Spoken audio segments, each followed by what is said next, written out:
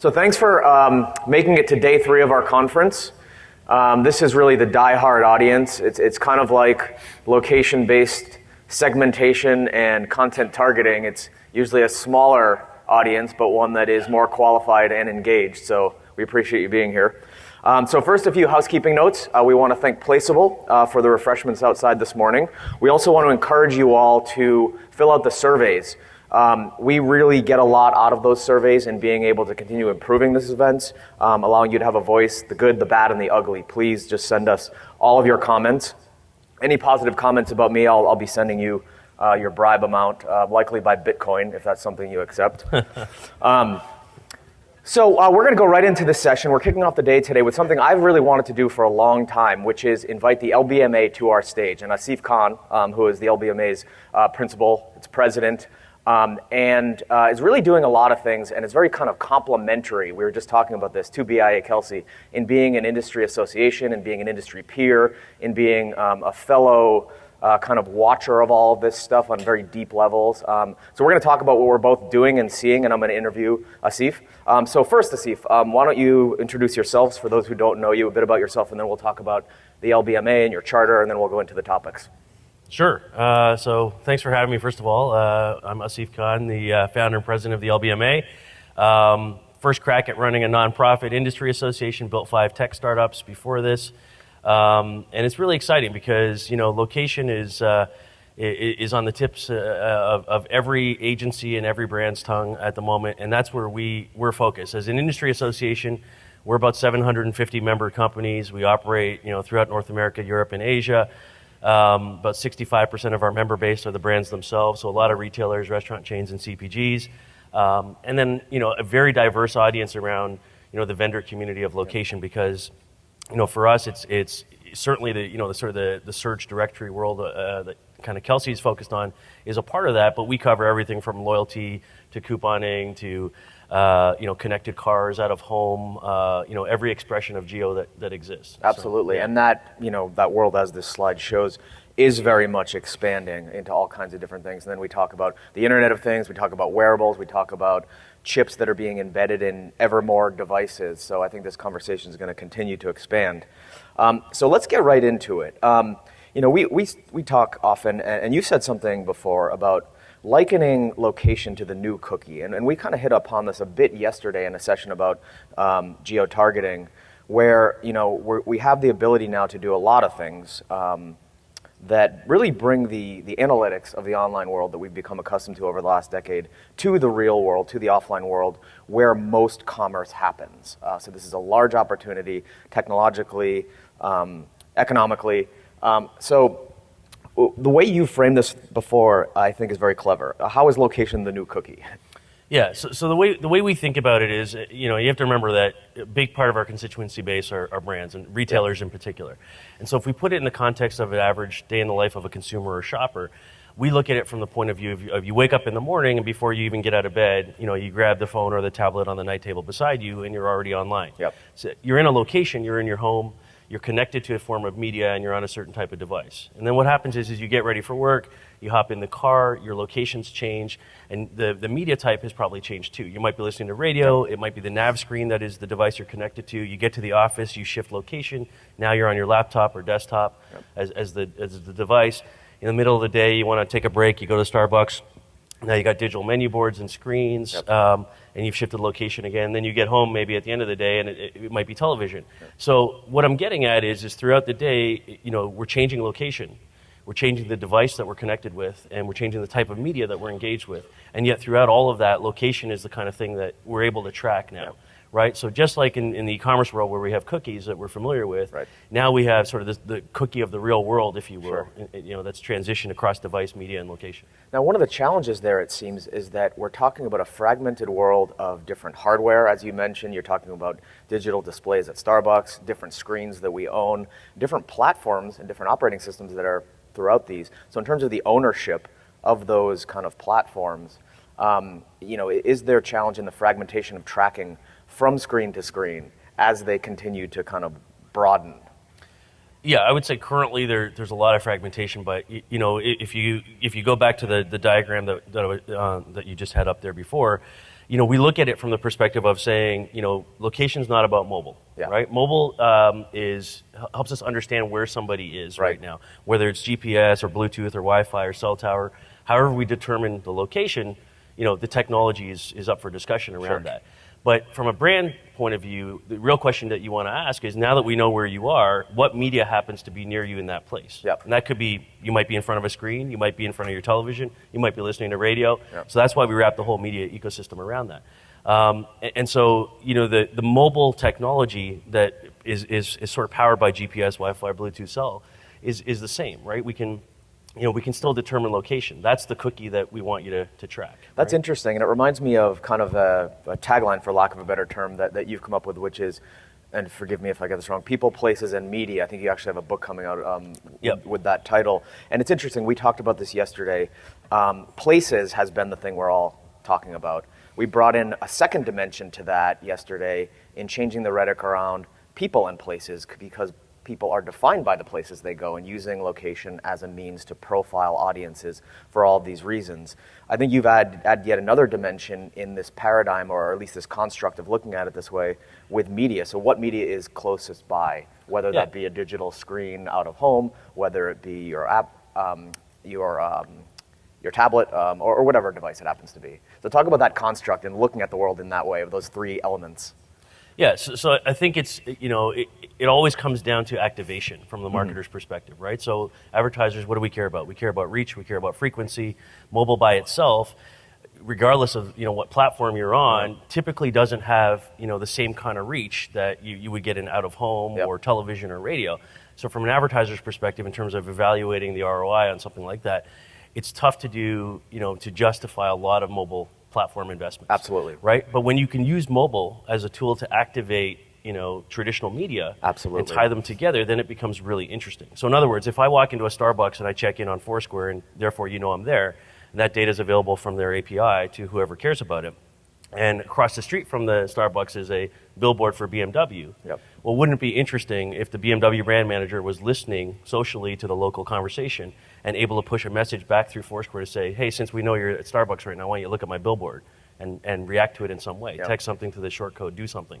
So what you've done is you've used mobile location to take a mass media and convert it to one-to-one, right? Which is a tough thing to do. You've taken an advertising investment in billboard, which is typically a big spend, right? And you've made it more measurable, right? By leveraging mobile service and location. I think the other point there, you're making it measurable. You're bringing in the benefits of kind of digital measurement with the benefits of traditional media and reach, and bring those together. But also I think you have a compounding effect where the whole is greater than the sum of its parts in any given campaign, because they're basically seeding each other.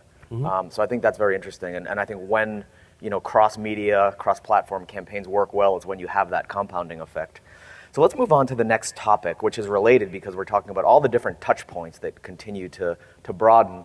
One of those that is getting a lot of attention is indoor marketing in the form of beacons, in the form of other things. And this is, some benefits obviously are closing the loop with attribution after any given ad exposure or media engagement to be able to tell what happened to that last mile to the cash register.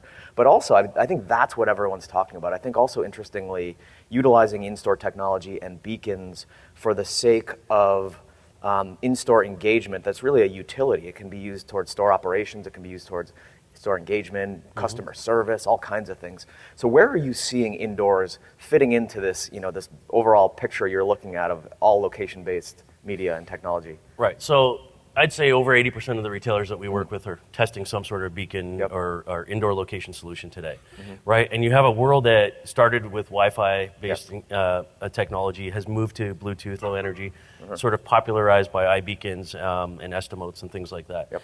And there's really two big use cases, right? There's an analytics opportunity in terms of understanding traffic flow patterns, dwell time, just getting a better understanding of what's happening in your store and using the technology from that perspective.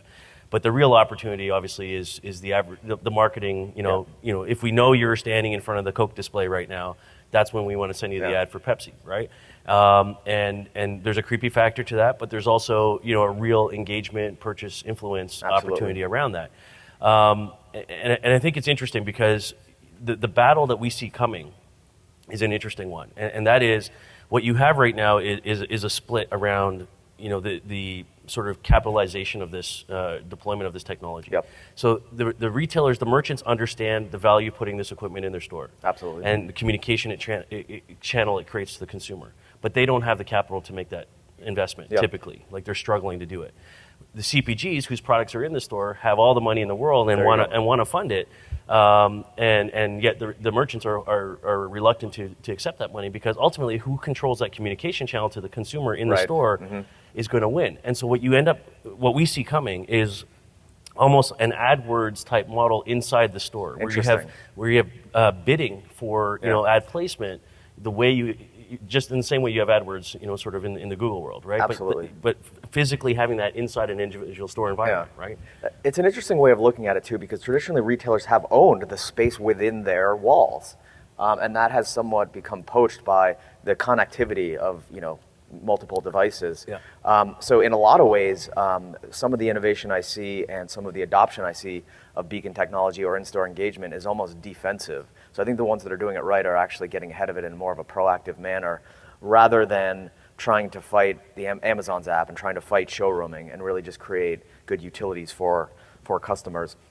So we're almost out of time here. I want to go to this last topic, which is Facebook. Facebook recently launched its off-site ad network. It's called Facebook Audience Network. It didn't really have the big kind of location-based components that some people thought it would.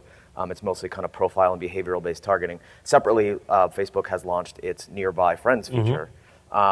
That's where things get interesting with respect to location, because a lot of people have speculated that that's going to be used for ad targeting.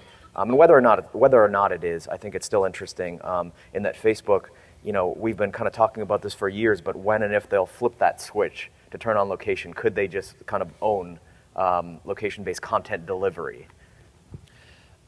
I don't think so. Okay. Right. Here's what I think. I think the Friends Nearby piece and the audience piece coming together does create an opportunity for targeting, ad targeting. And there's been a big gap between the world of social and the world of location. Absolutely. Right. And so what I mean by that is brands spend a lot of money investing in building their followings on Facebook and Twitter. Right. So you've gone out, you spent a bunch of money. Now you got 1 million people that like you on Facebook. And these are your so-called fans, advocates, super fans, whatever you want to call them.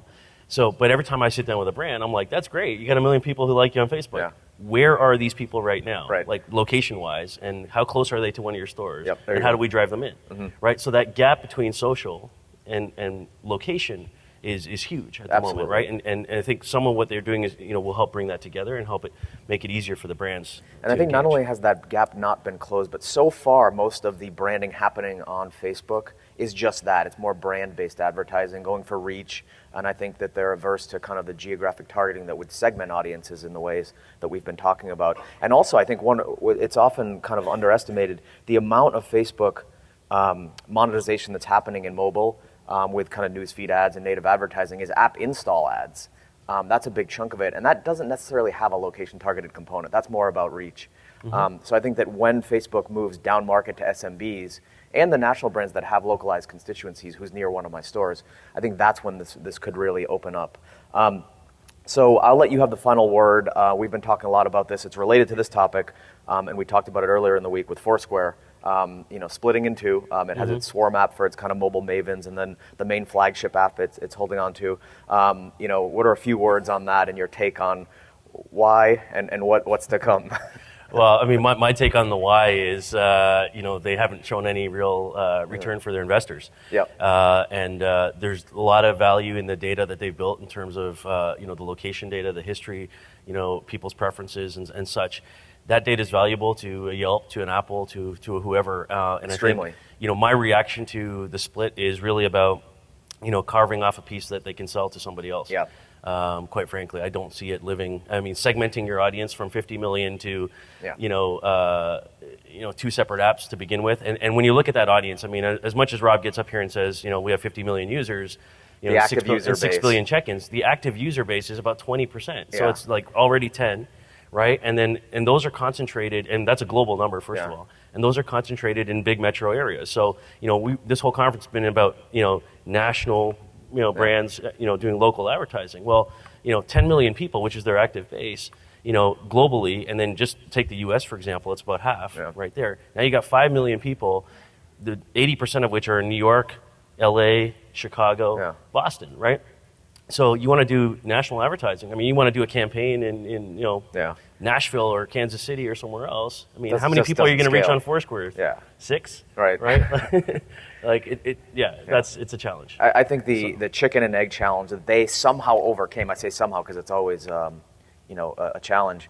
4 or 5 years ago, they have put themselves back in that position and expecting lightning to strike twice with Swarm unless they can migrate users over to it. But I agree with you with the numbers and just fragmenting the audience with a user base that is arguably waning, the active number part is important. So that's all the time we have. Join me in thanking Asif.